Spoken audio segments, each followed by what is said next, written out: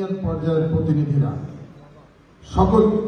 সকলকে আমার ব্যক্তিগত পক্ষ থেকে, আমার প্রাণের সংগঠন জাতীয়তাবাদী স্বেচ্ছাসেবক দলের পক্ষ থেকে, প্রিয় নেত্রী, বাংলাদেশের গণতান্ত্রিক আন্দোলনের আকস্মিক নেত্রী দেশনেত্রী বেগম খালেদা জিয়ার পক্ষ থেকে, আমাদের সাংগঠনিক অভিভাবক বিএনপির ভারপ্রাপ্ত চেয়ারম্যান, দেশপ্রেমিক দেশনায়ক জনাব তারেক রহমানের পক্ষ থেকে আপনাদেরকে জানাচ্ছি অগ্রিম শুভেচ্ছা, বিপ্লব অভিনন্দন।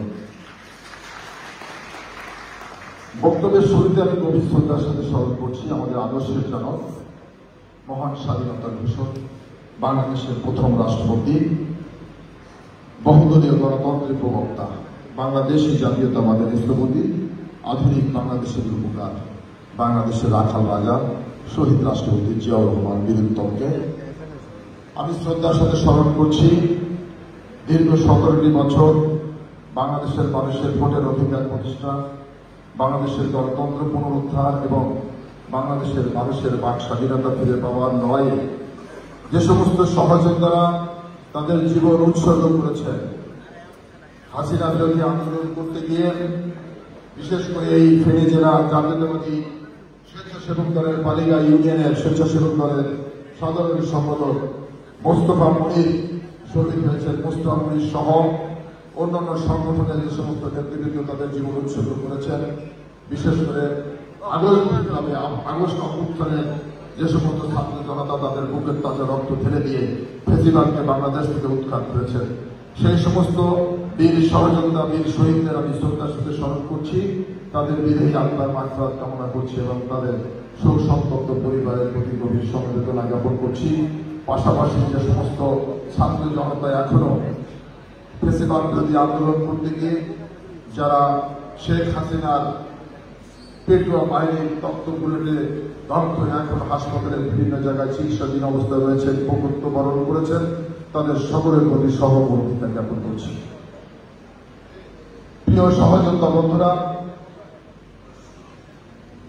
আমরা একটি রাজনৈতিক পরিবর্তিত পরিস্থিতির মধ্যে অবস্থান করছি। একটি রাজনৈতিক পট পরিবর্তন ইতিমধ্যে ঘটে গিয়েছে। গত 5ই আগস্টে হাজার হাজার ছাত্র জনতার রক্তের বিনিময়ে বাংলাদেশ দ্বিতীয়বার স্বাধীন হয়েছে, বাংলাদেশ ফেসিবাদ মুক্ত হয়েছে, বাংলাদেশ হাসিনা মুক্ত হয়েছে। কিন্তু আমাদের যে অভিষ্ট লক্ষ্য ছিল একটি গণতান্ত্রিক বাংলাদেশ, বাংলাদেশের মানুষের ভোটে নির্বাচিত একটি সরকার, সেই কাঙ্ক্ষিত লক্ষ্যে এখনো আমরা পুরোপুরি পৌঁছতে পারিনি। আমাদের আন্দোলন, আমাদের সংগ্রাম এখনো অব্যাহত রয়েছে দেশনেত্রী বেগম খালেদা জিয়া এবং দেশনায়ক তারেক রহমানের নেতৃত্বে। প্রিয় বন্ধুরা, ঠিক এই অবস্থা আমরা যখন সারা বাংলাদেশে ঘুরে বেড়াচ্ছি আমাদের সংগঠনকে গতিশীল করার জন্য, আমরা বাংলাদেশের বিভিন্ন পত্র পত্রিকা, ইলেকট্রনিক্স মিডিয়ায় আমরা অনেক সময় অনেক খবর প্রচার হতে দেখছি যে অনেক জায়গায় বিএনপির নেতাকর্মীদের নাম ভাঙিয়ে একটি চক্র বাংলাদেশের বিভিন্ন অপকর্মের সাথে জড়িত, লুপ্তরাজের সাথে জড়িত, চাঁদাবাজের সাথে জড়িত। আমরা অনেক ঘটনা নিজেরা আমরা তদন্ত করেছি, পর্যবেক্ষণ করেছি, সবকিছুই সঠিক ছিল না। কারণ এখনো বিগত দিনে যে নিয়ন্ত্রিত মিডিয়া ছিল, সেই মিডিয়ায় সেই স্বৈরাচারের দোসররা, প্রেতাত্মারা এখনো অনেক জায়গায় বসে রয়েছে। তারা এখনো তাদের ষড়যন্ত্র নির্বিঘ্নে চালিয়ে যাচ্ছে। বাংলাদেশী জাতীয়তাবাদে আমরা যারা বিশ্বাস করি, বাংলাদেশী জাতীয়তাবাদের আদর্শে যারা আমরা বিশ্বাস করি, সেই বাংলাদেশী জাতীয়তাবাদের আদর্শের শক্তিকে নির্মূল করার জন্য, ধ্বংস করার জন্য একটি চক্র এখনো তাদের চক্রান্ত অব্যাহত রেখেছে। আমরা দেখলাম, একটি ঘটনার কথা উল্লেখ করতে চাই।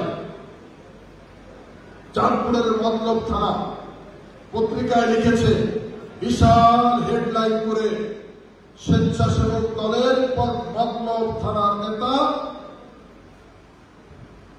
সেন্টের জায়গা দখল করে বাড়ি নির্মাণ করছে।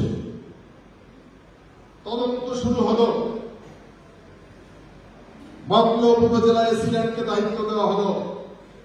এসিল্যান্ড সাহেব সরজমিনে গেলেন, সার্ভেয়ার গেলেন, গণ্যমান্য ব্যক্তিরা রইলেন, পুলিশ প্রশাসনের লোকগুলো থাকলেন, সেনাবাহিনীর র্যাব এবং মিডিয়ার উপস্থিত ছিল। সেখানে জমি পরিমাপ করে দেখা গেল রেড ক্রিসেন্টের কোন জায়গায় শাহজালাল তার ভবন নির্মাণ করছে না। ওই জায়গার মালিক স্বেচ্ছাসেবক দলের নেতা শাহজালালের। কিন্তু পত্রিকায় বিশাল হেডলাইন দেখলাম, সিন্ডিকেট ওই রেড ক্রিসেন্টের জায়গা দখল করেছে স্বেচ্ছাসেবক দল নেতা। সবগুলো যে শাহজালালের মতো ঘটনা তা নয়, অনেকাংশে আমাদের অনেক কর্মী বিপদগামী হয়েছে, এটা অসত্য। কারণ আমরা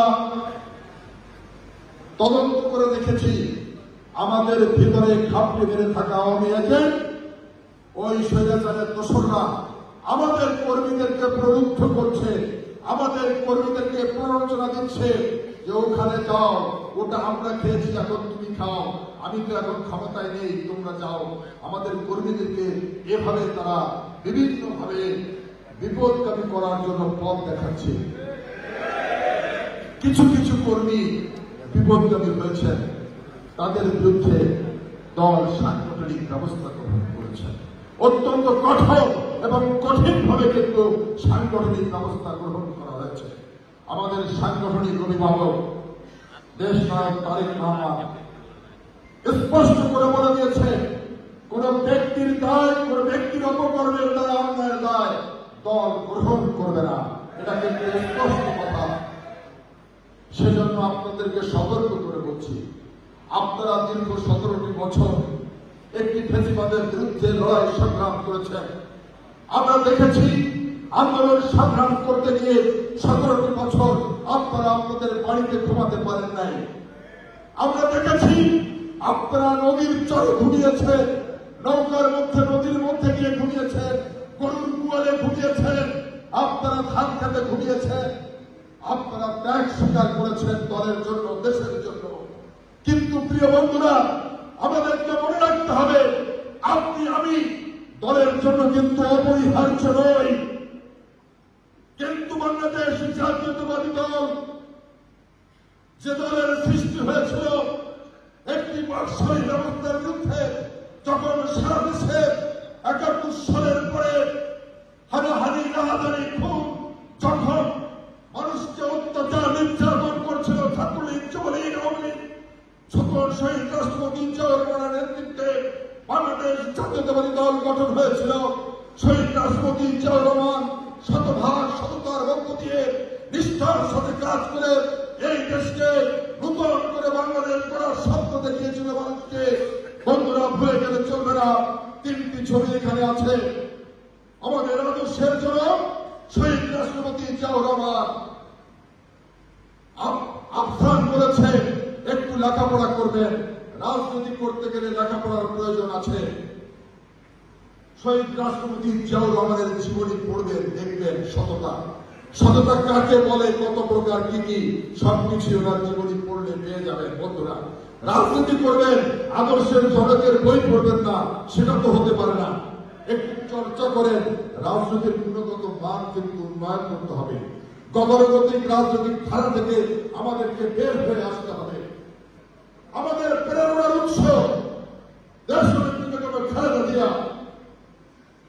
আমি একটু আগে আপনাদেরকে বলেছি, আপনারা ত্যাগ স্বীকার করেছেন দলের জন্য, কিন্তু দেশনেত্রী বেগম খালেদা জিয়া এবং জিয়া পরিবার যে ত্যাগ স্বীকার করেছে, তার থেকে আমরা একটুও বেশি কিছু করতে পারি নাই। বন্ধুরা, প্রিয় নেত্রী যে বয়সে 7 বছর জেল কেটেছে, একটি মিথ্যা মামলায় ফরমাসি রায় দিয়ে প্রিয় নেত্রীকে কারাগারে রুদ্ধ করে রাখা হয়েছিল 7টি বছর।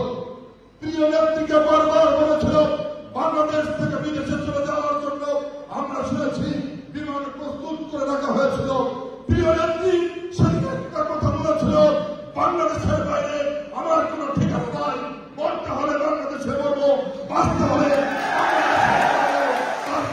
আমার নেতৃত্বাধীন বাংলাদেশ থেকে বিদেশে পালিয়ে যান নাই, ত্যাগ স্বীকার করেছে আপনাদের জন্য, বাংলাদেশের মানুষের জন্য ত্যাগ স্বীকার করেছে। প্রিয় নেত্রী এই বয়সে এসে ৭৮ বয়সে উনি জেল কেটেছে। প্রিয় বন্ধুরা, যে বয়সে ওনার থাকার কথা ছিল নাতি নাতনিদের সাথে, সেই বয়সে উনি কাজের মহিলাদের সাথে সময় অতিবাহিত করছে। জিয়া পরিবার ৪০ বছরের স্মৃতিবিজড়িত বাড়ি থেকে এক চাপুরে আমার নেত্রীকে বাড়ি থেকে বের করে দিয়েছিল ওই মাফিয়া শেখ হাসিনা।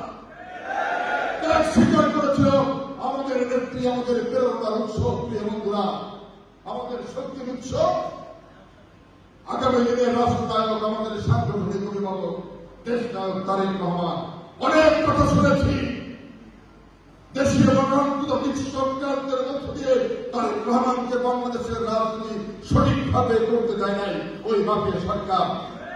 আমরা যখন দেখেছি, আমরা শুনেছি যে তারেক রহমান নাকি দুর্নীতি করেছে, কিন্তু ১৭ বছরে এই ফ্যাসিবাদ তারেক রহমানের একটি দুর্নীতির প্রমাণ কোথাও দেখাতে পারেনি।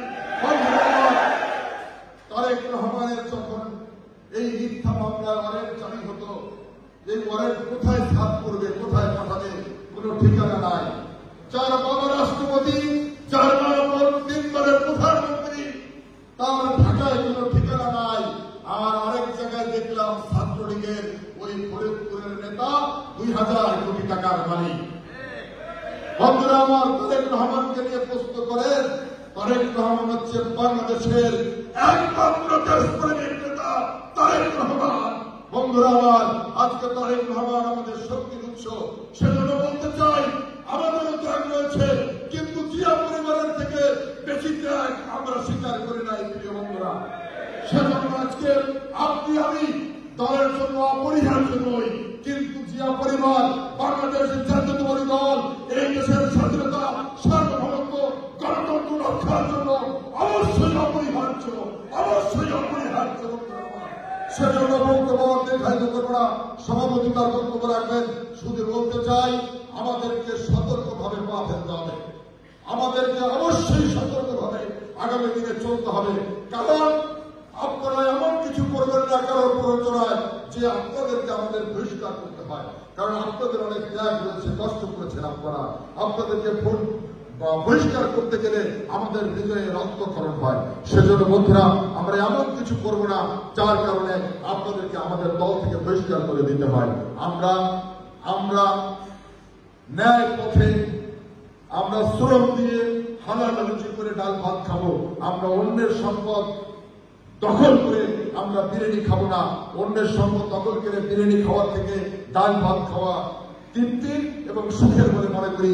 আমি শুধু বলতে চাই, আগামী বাংলাদেশ হবে তারেক রহমানের নেতৃত্বে একটি বৈষম্যহীন বাংলাদেশ, একটি গণতান্ত্রিক বাংলাদেশ, একটি জনগণ মুক্ত, দখলদার মুক্ত বাংলাদেশ। সেই প্রত্যাশায় সকলকে ধন্যবাদ জানিয়ে আমার বক্তব্য শেষ করছি। খোদা হাফেজ। বাংলাদেশ জিন্দাবাদ।